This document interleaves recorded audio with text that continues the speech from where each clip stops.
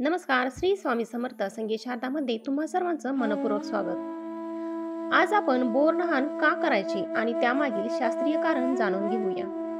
मकर संक्रांती आली की लहान मुलांना बोरनहाण घातले जाते. मकर संक्रांती ते रथसप्तमीपर्यंत बोरनहाण केले जाते. परंपरेनुसार नवविवाहितेला हलव्याचे दागिने घालून सजवतात. त्याचप्रमाणे लहान मुलांना सुद्धा काळे कपडे किंवा आपल्या आवडीनुसार कपडे घालून हलव्याचे दागिने घातले जातात.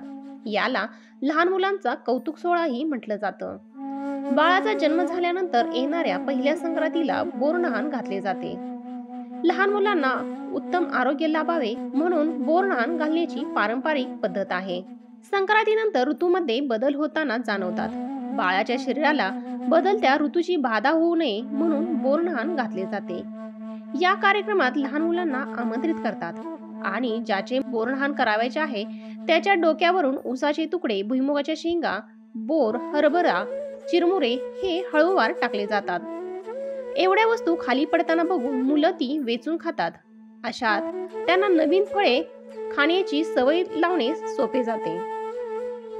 मुलांनी ही फळे खाल्ल्यामुळे बदलत्या वातावरणात शरीर सुदृढ होण्यास बळ मिळते. संक्रांतीच्या दिवसापासून रथसप्तमीपर्यंत आपल्या सोयीप्रमाणे कोणत्याही दिवशी बोरनहाण करता येते. बोरनहाणासाठी कोणत्याही मुहूर्ताची गरज भासत नाही. बाळ अगदी लहान असल्यापासून 1 ते 3 वर्षापर्यंत बोरनहाण करता येते.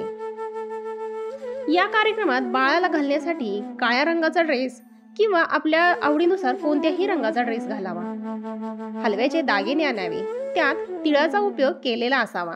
तसेच लुटण्यासाठी मुरमुरे, बतासे, बोर, तिळगुळ, फुटाणे, ऊसाचे तुकडे, हरभरा हे सगळे घालून सध्या लोक त्यात बिस्किट, चॉकलेटचाही समावेश करतात. या कार्यक्रमासाठी नातेवाईक तसे शेजापाजारांना बोलावले जाते. खाली स्वच्छ आसन पसरवून त्यावर तांदळाची किंवा गव्हाची रांगोळी काढून पाट ठेवला जातो. त्यावर बाळाला बसवून ओवाळले जाते. मग बाळाच्या डोक्यावरून सर्व पदार्थ हळूवार ओतले जातात. इतर मुलांना ते लुटायला सांगतात.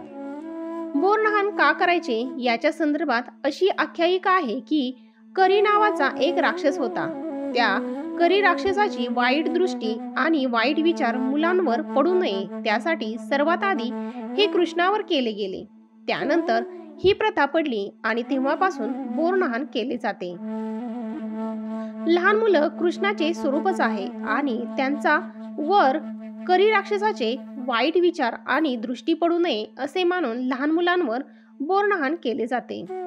तसेच शास्त्राप्रमाणे बघितलं तर या कालावधीत वातावरणात अनेक बदल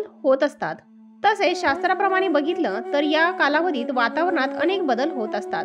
लहान मुलांना या बदलत्या ऋतूची बाधा होऊ नये म्हणून या काळात मिळणारी फळे मुलांनी खावी म्हणून त्यांना मजा म्हणून अशा प्रकारे वेचून खाण्याची संधी दिली जाते. म्हणून यात बोर, ऊसाचे तुकडे, भुईमुगाच्या शेंगा यांचा समावेश केला जातो. खेळाच्या माध्यमातून या वस्तू मुलं वेचून खातात. त्यामुळे पुढील वातावरणासाठी त्यांचे शरीर सुदृढ बनते असे शास्त्रीय कारण यामागे असावे. हल्ली यात चॉकलेट, गोळ्या, बिस्किट असेही समाविष्ट करण्यात येतात. तर कसा वाटला आज बोरनहाण विषयी माहिती? आवडल्या असल्यास नक्की लाईक आणि सबस्क्राईब करा. श्री स्वामी समर्थ.